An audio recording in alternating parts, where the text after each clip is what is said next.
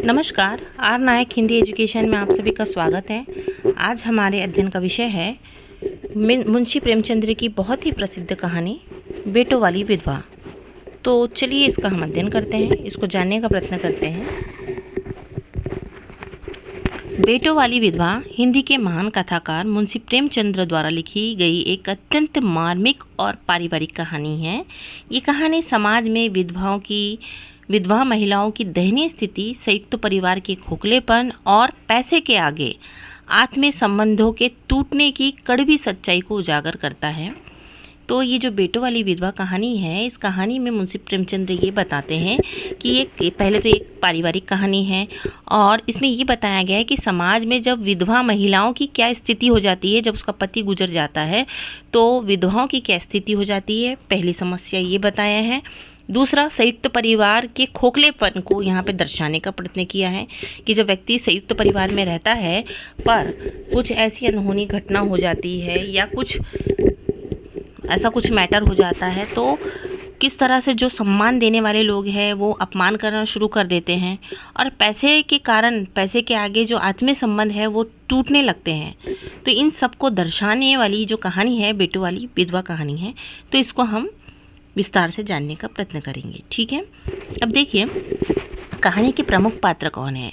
तो ये फूलमती है, फूलमती देवी, जो एक उसकी पहली प्रतिष्ठित स्थिति रहती है। जो फूलमती है एक संपन्न परिवार की स्वाभिमानी महिला है। इनके 4 कमाऊ बेटे हैं, जिसमें कामतानाथ है, उमानाथ है, दयानाथ है और सीतानाथ है। ठीक है, अब क्या होता है कि पति का देहांत हो जाता है। पति पंडित उपाध्याय नाथ की अचानक मृत्यु के बाद फूलमती का पूरा जीवन बदल जाता है। यानी जो फूलमती है पहले अच्छे से रहती थी, घर में पावर था और उसका ही हक चलता था, पर जब उसका पति गुजर जाता है, उसके अचानक मृत्यु हो जाती है तो सारी दुनिया ही बदल जाती है। मतलब जो सम्मान मिलना चाहिए था लड़कों से, बहुओं से, वो नहीं मिल पाता है। देखो, उसे लगता है कि 4 बेटे की माँ होने के कारण उसका घर में हमेशा आदर रहेगा, उसे ऐसा लगता है। ठीक है, ये एक भ्रम है, लेकिन पति की मृत्यु के बाद ये भ्रम उसका टूट जाता है। जो फूलमती है उसके 4 बेटे हैं, वो भी कमाऊ वाले हैं। ठीक है, पर उसे नहीं कि ऐसा लगता है कि मेरी जो स्थिति है वो हमेशा बनी रहेगी, मेरा पावर हमेशा बना रहेगा और ये 4 बेटे हमेशा मेरा सम्मान करेंगे। पर जब वो उसके पति गुजर जाते हैं और इसके हाथ से सत्ता निकल जाती है तो ये 4 जो बेटे हैं ना, जो मान सम्मान पहले देते थे, इज्जत देते थे, अभी उनका व्यवहार बदल गया है। ठीक है, अब देखो कहानी की प्रमुख घटना क्या है कि पिता की मृत्यु के तुरंत बाद बेटे और बहुएं घर की तिजोरी और संपत्ति पर कब्जा कर लेते हैं। जैसे ही फूलमती के पति का देहांत होता है तो उसके जो बेटे हैं वो प्रॉपर्टी के लिए लड़ने लगते हैं। घर में जितनी भी तिजोरी में जो संपत्ति रहती है उस पर कब्जा कर लेते हैं।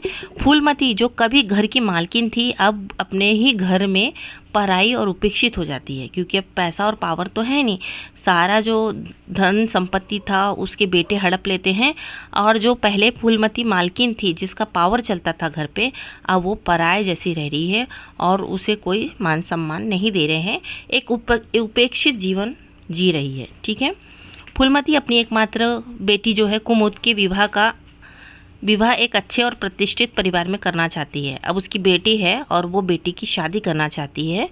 वो चाहती है कि शादी में मान मर्यादा के अनुसार खर्च हो। वो सोचती है कि जब उसकी शादी हो तो मान मर्यादा के अनुसार जो हमारा स्टेटस है उसके हिसाब से खर्च हो।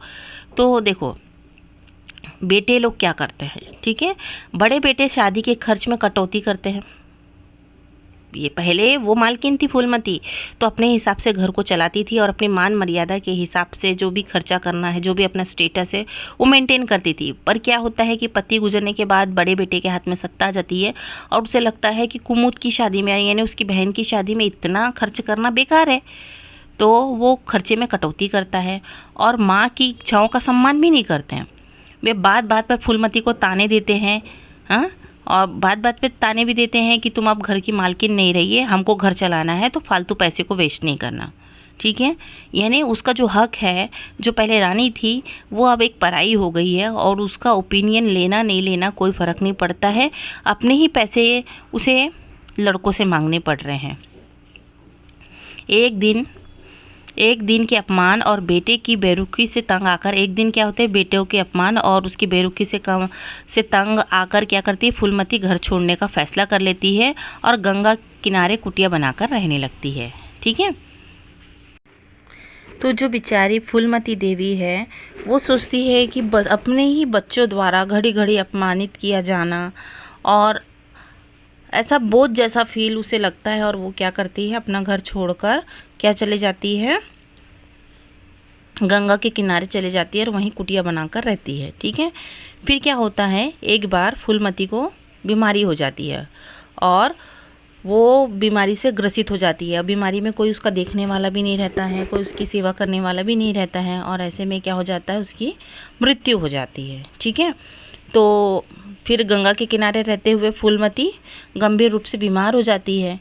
अब ऐसी स्थिति में जब वो बीमार हो जा रही है और उसका देख रेख कोई करने वाला नहीं है, तो बीमारी के हालत में भी बेटे उसकी सेवा करने के बजाय केवल इस चिंता में रहते हैं कि लोग क्या कहेंगे।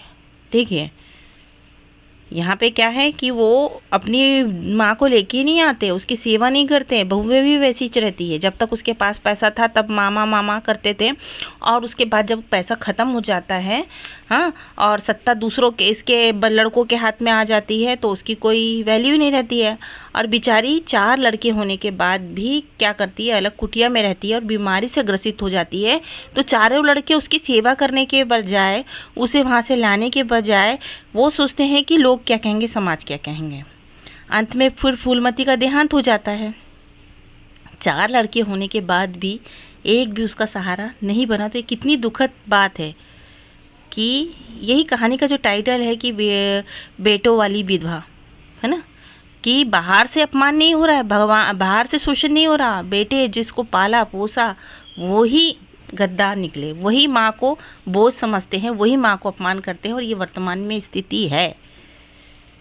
देखो दिखावे का श्राद्ध कैसे करते हैं।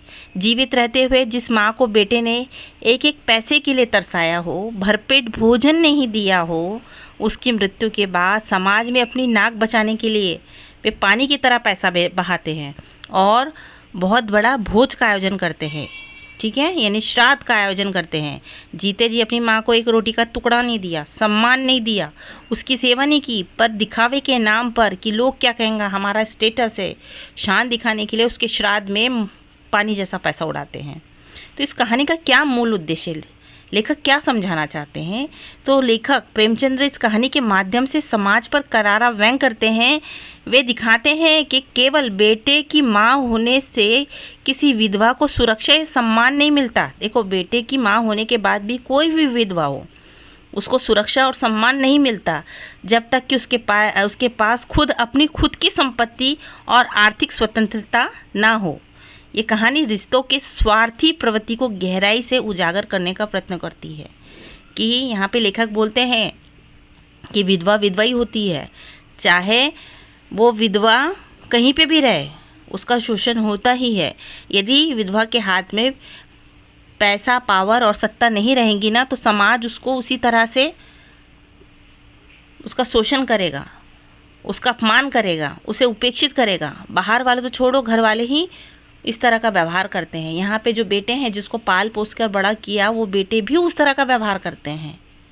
तो यहाँ पे यही दर्शाने का प्रयत्न किया है कि विधवाओं की स्थिति नहीं बदली है। यदि विधवाओं को पावर में आना है तो उसके हाथ में सत्ता रहनी चाहिए, मतलब घर की सत्ता, पैसा, संपत्ति रहनी चाहिए।